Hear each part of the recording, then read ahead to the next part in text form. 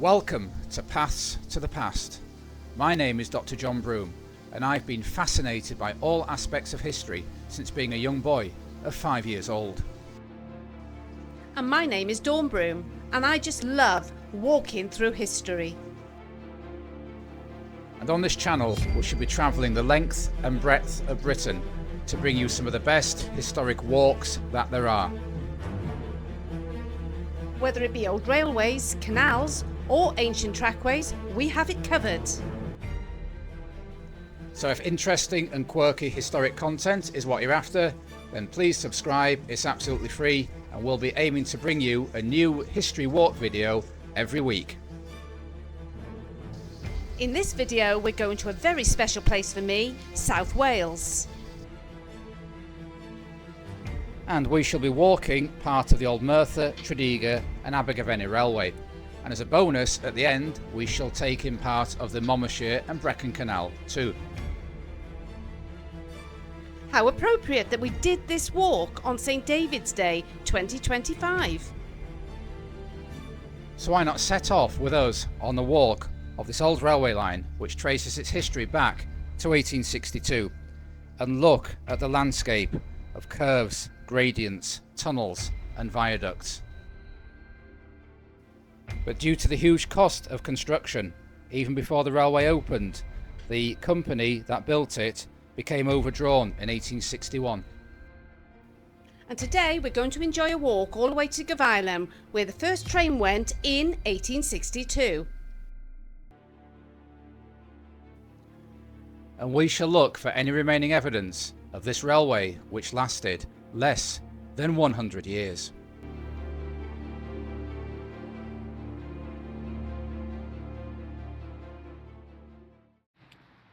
So it's the 1st of March 2025.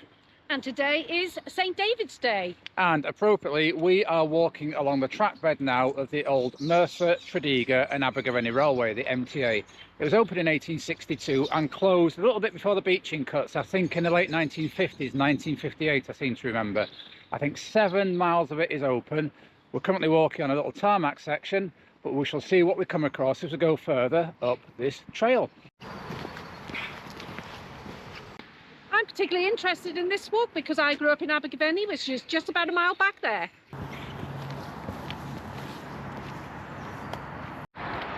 So we've got a little footbridge here, a relatively recent one that passes over this gap here. There are some steps down if you wanted to go under the archway. We might do that on the way back. I think we've got some bits and pieces of ballast here from the old railway. It's certainly what it looks like, isn't it? Yeah.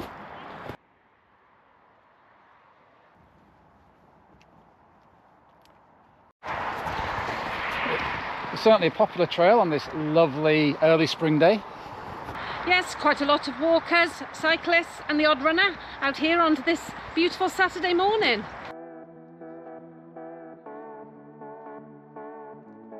So there is a main road we've been walking along for a little bit, but that's sort of veered off there. We're just coming to the heads of the valley road on our right. There's very steep embankments here. So you're at the heads of the valley dual carriageway there on our right, and over on that side is what I guess is the old road, maybe an old turnpike road.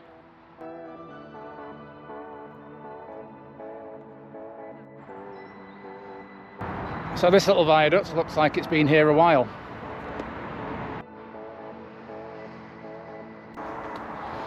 So for an old railway line, it's certainly not flat, is it? No, it seems to be climbing this way out.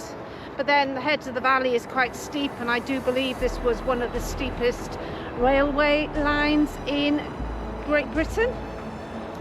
You nearly said England there, folks. I did nearly say England, but... And it probably was technically part of England, because as we know, Monmouthshire was not part of Wales until 1974. Come at us in the comments if you disagree. Old brick shed there.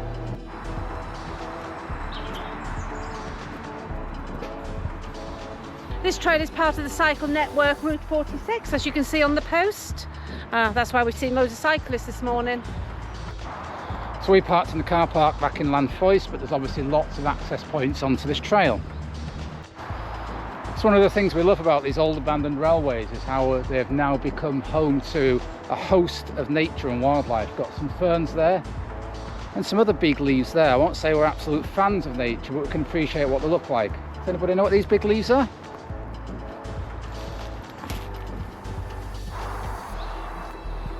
Another little bridge and access point here.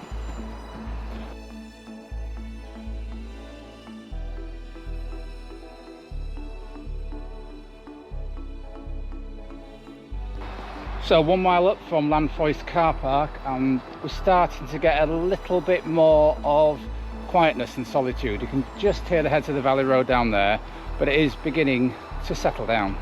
So apart from a couple of bridges and a little bit of ballast, I've not seen anything directly relating to the old railway yet, so let's hope at the next mile we do find a bit more.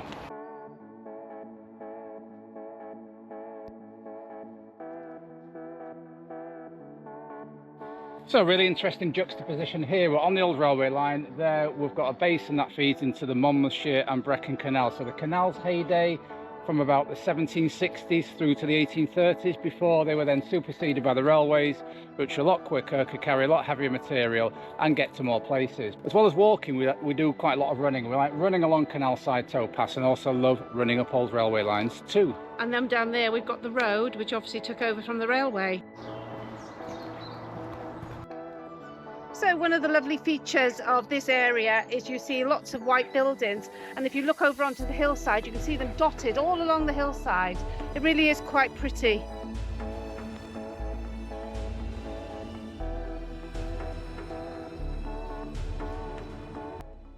So about 1.5 miles into our journey we're approaching the pretty village of Gavilan and the old railway station.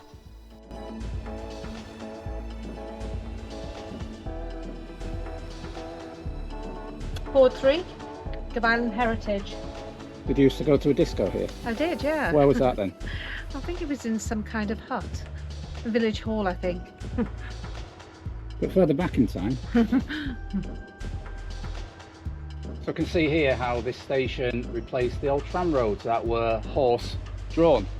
We have some old railway material, London Midland Scottish, and we can tell that this gradient is 1 in 80, which doesn't sound a lot, but if you're running up it as we will be tomorrow, you will notice it.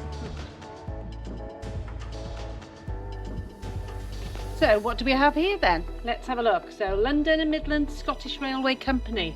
Notice as to trespassing.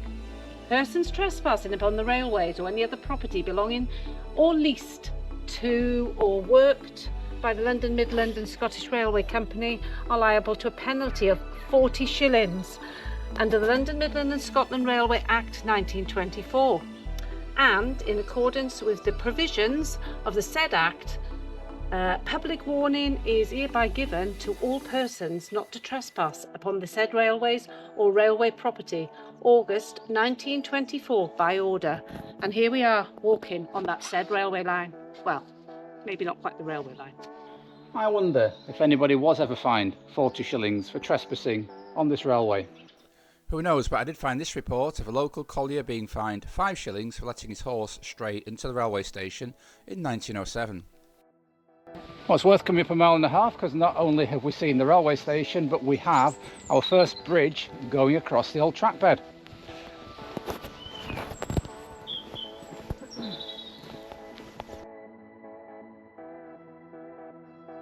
It's a wonderful curved arch on this bridge. You can see the brickwork there, been here since the 1860s and still standing strong today. What wonderful engineers they were back in the Victorian era.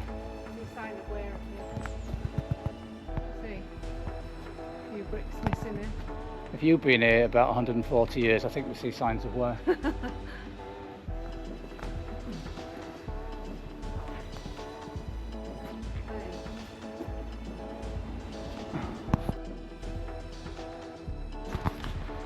So we've got another little car park here. Oh, so yeah, we're near the forge.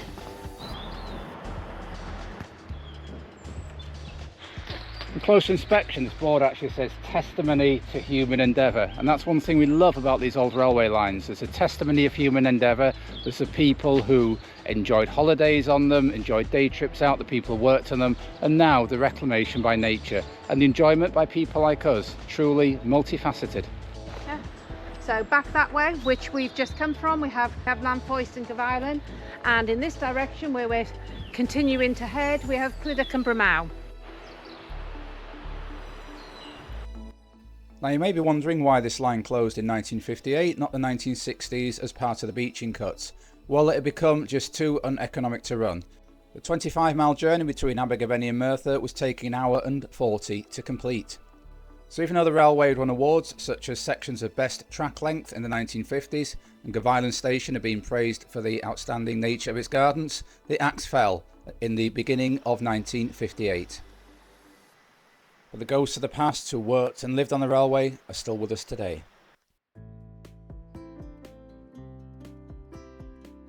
So a little walk off the railway line, probably about 100 yards. So we're down to the old forge cottage there, and look at the fast flowing stream going under it. You can see where there would have been a big water wheel powering the forge back in the early stages of the Industrial Revolution. So now we're going to go back onto the old railway line and walk back to Llanfoist car park. In fact, we might actually take in a little bit of the canal, because you can actually get onto the canal at several points from the old railway line. So as promised, on the way back we're taking a detour off the old railway line and we're going along the Monmouthshire and Brecon Canal, an old favourite of ours that we've run several times in the past. Bridge number 97A. All these bridges have a specific number, and one thing we do when we run along here is try and guess how many bridges we'll get to within a specified distance. Say 4 miles up, 4 miles back, how many bridges would we see?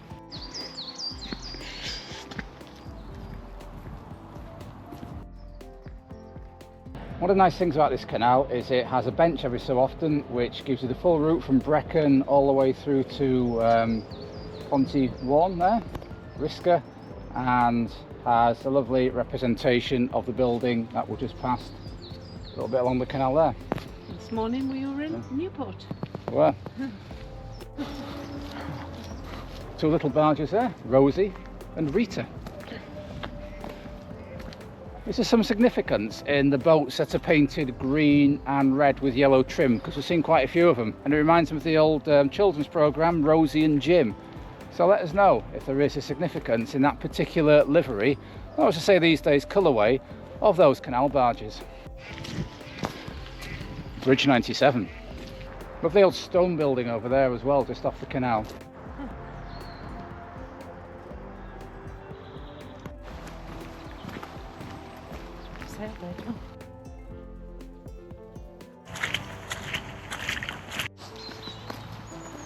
So at bridge 96, it looks like we come from this side of the canal and we have to cross over and down the other side.